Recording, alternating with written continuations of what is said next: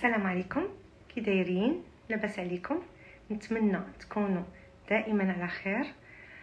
في اول فيديو بغيت نوجه تهنئه خاصه للتلاميذ اللي تمكنوا انهم يحصلوا على البكالوريا ديالهم.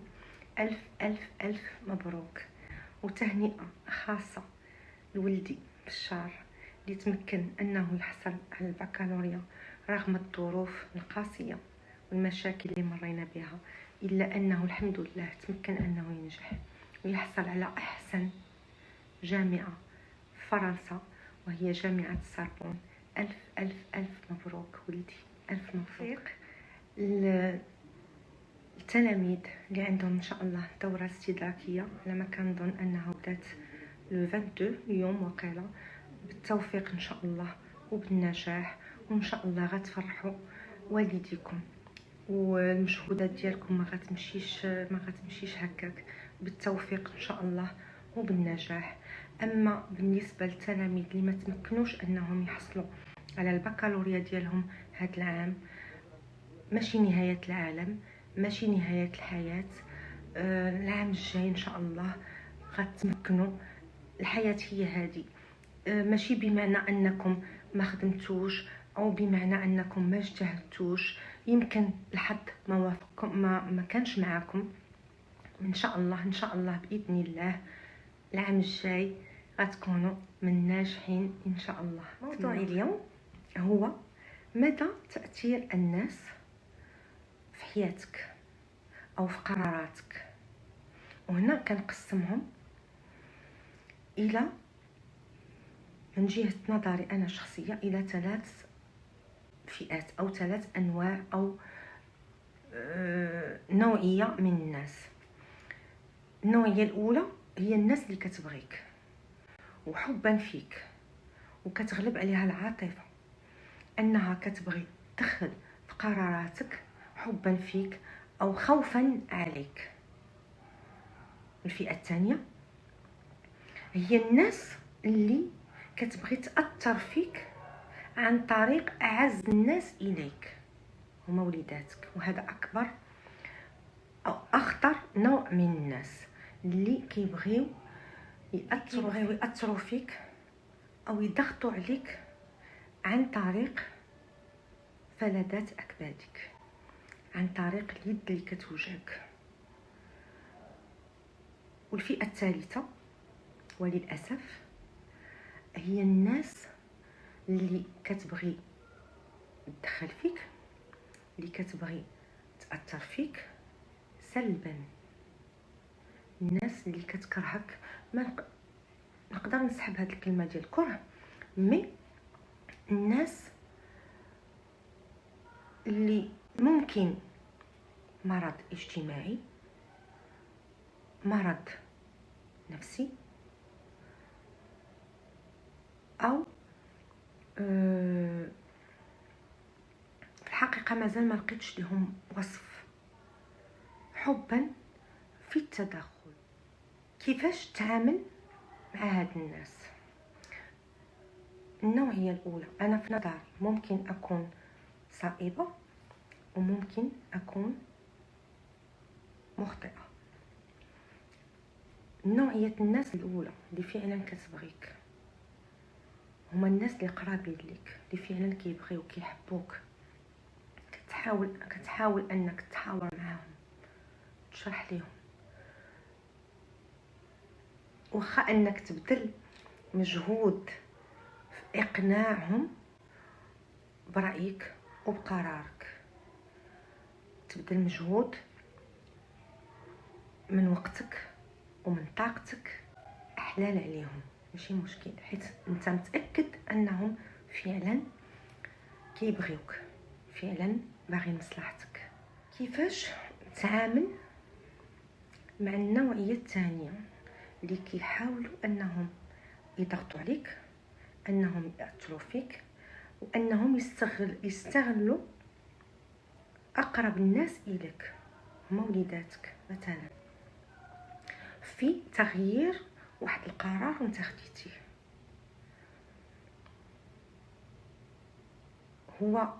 هي خطوه صعيبه، خطوه كتطلب الاشتغال على الذات وعلى النفس وعلى القدرات الشخصيه ديال كل واحد.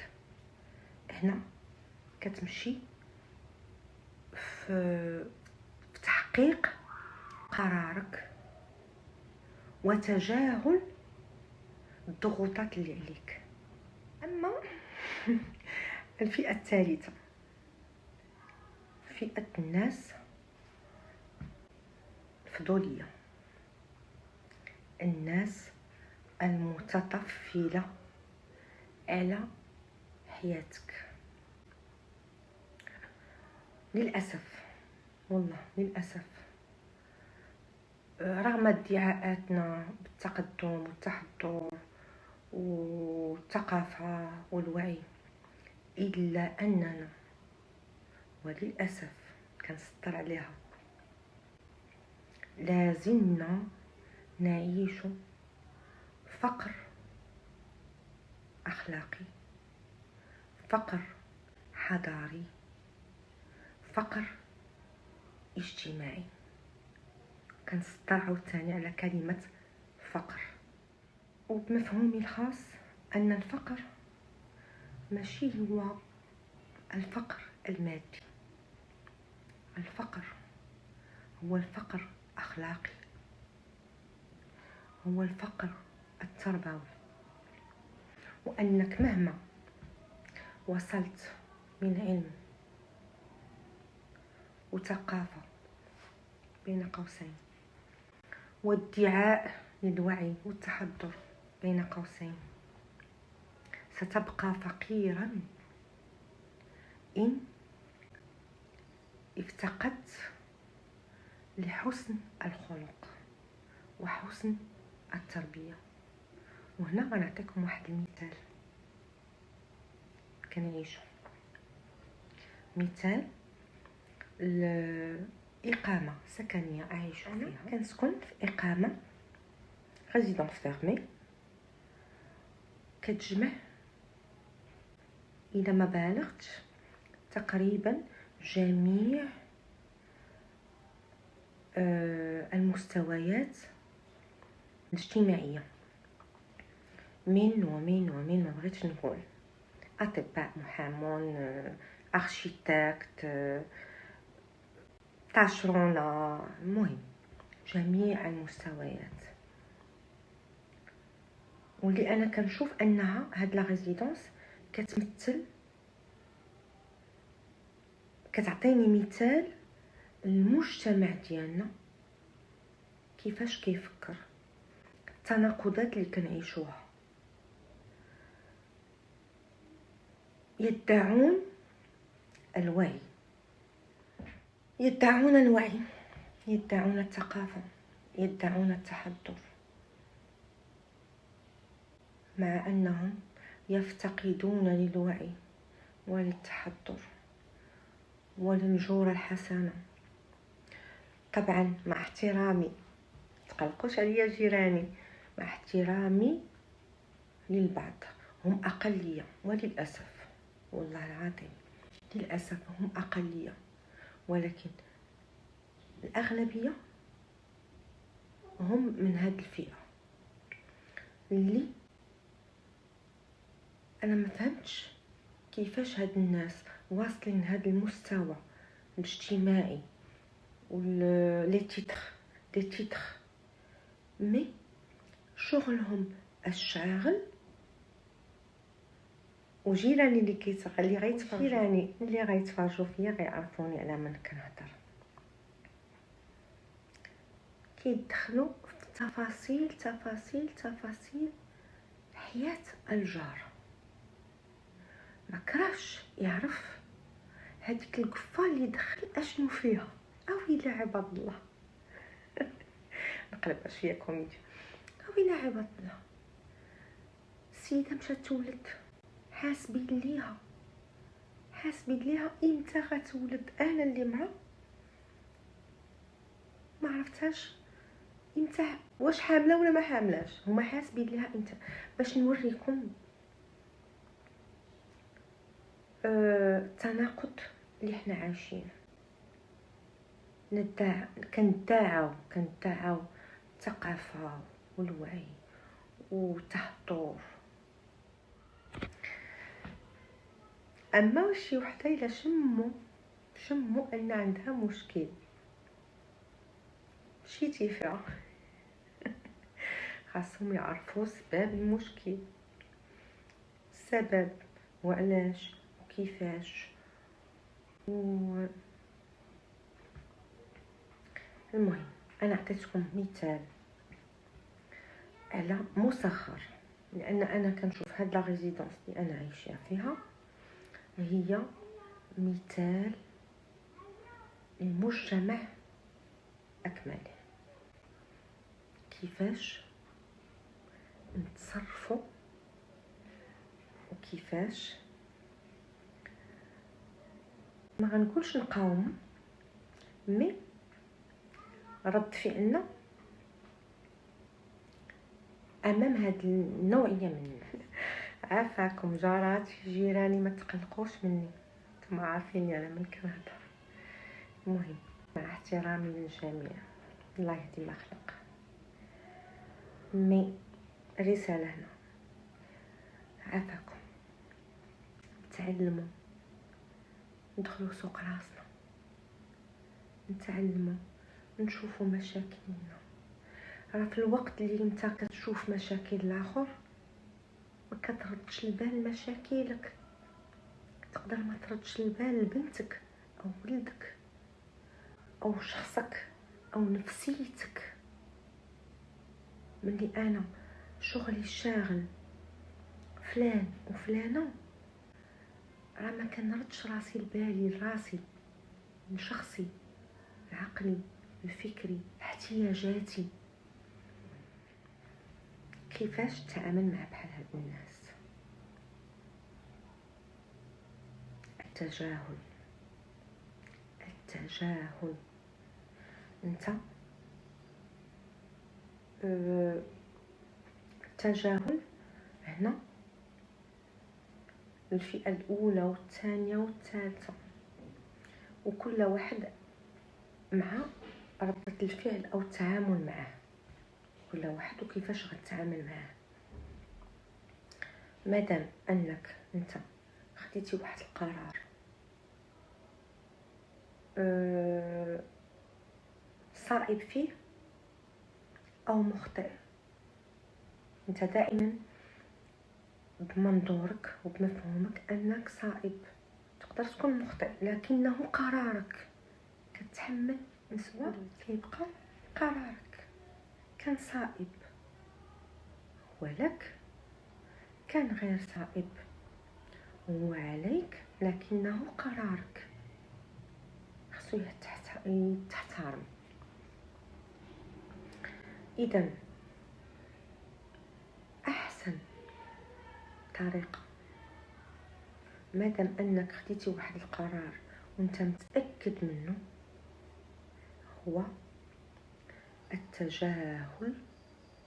وهنا التجاهل ماشي هي غير كلمة قولا، لكنه فعلا. تجاهل خاصك تخدم عليه، تخدم على ذاتك، كيفاش تتجاهل الآخر ما دمت أنك متأكد أنك على صواب. كلامي موجه للناس اللي كتدعي الوعي وكتدعي الثقافة، ماشي الناس البسطاء اللي فعلا بسيطة، لأن هذيك عذرها في بساطة العقلية والفكرية والوعية والثقافية من الناس اللي كتدعي فعلا أنها مثقفة وأنها واعية. خرجوا من الادعاءات ديالكم، حاولوا أنكم توعيوا راسكم وعيا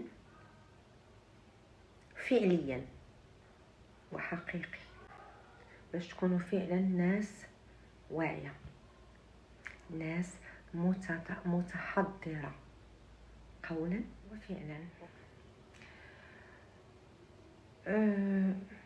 الحياة بالنسبة لي أنا تنقسم إلى فئتين من البشر: الضعيف والقوي. الضعيف بالنسبة لي هو الضعيف بأخلاقه، بمبادئه، بتربيته. الضعيف هو اللي كيستغل قوته في تدمير الضعيف. فلسفة: الضعيف هو الذي يستغل قوته في تدمير وفعلا. المهم في منظوري أن الحياة ضعيف وقوي. الضعف بالنسبة لي الإنسان الضعيف هو في حقده، في كراهيته، في شتمه للآخر، في ادعاءاته، في التشهير بالآخر، في سفهه، لأن السفيه يتكلم بما فيه، وهذا ضعف. معايا ولا لا؟ معايا، كنظن معايا، ما نطولش عليكم بزاف. ضعفك ولا قوتك فيك انت. يا اما تكون ضعيف يا اما تكون قوي. والقوة بالنسبة لي هي في أخلاقك، في مبادئك، في نظرتك للحياة، في انشغالاتك في راسك أولا، في أسرتك، في وليداتك، في الناس المحيطين بك، حبا ماشي ضررا. إذا انت اللي تقدر تخطط وتقرر إما أنك تكون ضعيف قوي. عافاكم. حاولوا أنكم تدخلوا سوق راسكم عباد الله، تدخلوا سوق راسكم. أنا ماشي ضد الشورى، ماشي ضد أن الجار يجي عندي ويقول لي يا حنان انتي خاطئة، ونحس بيه أنه فعلا باغي يدير الخير وباغي لداري، ونجلس معاه ونفهمه ونشرح ليه. ماشي ضد أبدا، لكن الهضرة من مورا الحيوطة ما نتمناهاش لوليداتكم، حيت الدنيا دوارة. والصينية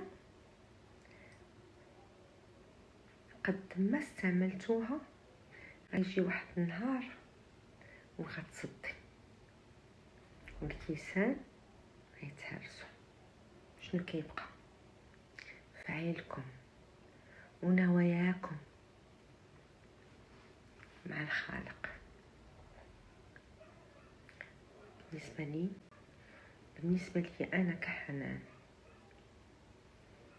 ختاما من هذا الفيديو حطيت ميزان واحد فيه كرامتي وحياتي وصحتي ومستقبلي وراحتي. كانت دردشة أكثر ما هي موضوع الناس اللي كيحاولوا يفهموا. حنان فعلا تمر بمرحلة صعيبة بزاف، مرحلة انتقالية، بصريح العبارة مرحلة انتقالية. كنتمنى تفهموني، كنتمنى تسامحوني، كنتمنى اللي ما عجبوش الفيديو عافاكم يتفهمني، لانني فعلا كنمر بمرحله ماشي هي انا، ماشي هي حنان. داكوغ. كنبغيكم بزاف، انا كنبغي كلشي، اللي كيكرهني واللي كيبغيني والله العظيم. ماشي اللي كيكرهني، يمكن اللي ما فهمش شكون هي حنان بصراحتها بعفويتها. ما غنشكرش ليكم راسي، اللي بغاتو بغاتو، اللي ما بغاتوش كتعطيه اتساع. مي والله كنتمنى بهاد العيد الاضحى ان شاء الله يدخلوا عليكم بالصحه والسلامه. المهم كان واقيلا هذا اطول فيديو من نهار بديت هاد القناه اللي غادا سلحفات. المهم كنتمنى ما نغيبش عليكم. الوقت اللي كنت في البدايه كان نحط تقريبا 2 à 3 فيديو في لا سيمين، بقيت غادا وكنهبط. مي سامحوني، فعلا كنمر بظروف ما كيعلم بها غير الله سبحانه وتعالى. جو جير الحمد لله. الحمد لله ان الله سبحانه وتعالى عطيني قوة يمكن من عنده هو، انني قادرة نقاوم وقادرة نبقى. انا كنتمنى تكونوا على خير، كنتمنى تبقاو على خير، كنتمنى نكون وصلت الرسالة ديال اليوم ان كلام الناس خذوا المهم منه وخليوا المؤثر سلبا منه، لأنه كيبقى كلام الناس.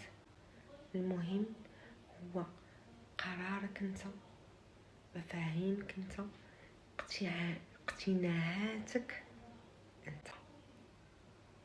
خليتكم على خير، والى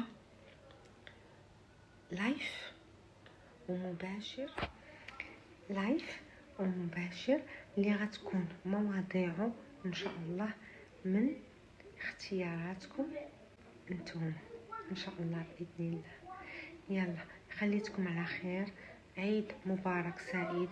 كنتمنى لكم كل السعاده وراحه البال، وحبوا بعضياتكم، وحبوا بالدرجه الاولى انفسكم، لان في حبكم لذاتكم غتحبوا الجميع. قد ما بغيتي راسك، قد ما حبيتي راسك، قد ما صدقتي مع راسك وصفيتي نيتك مع راسك، غتبغي الاخر. خليتكم على خير.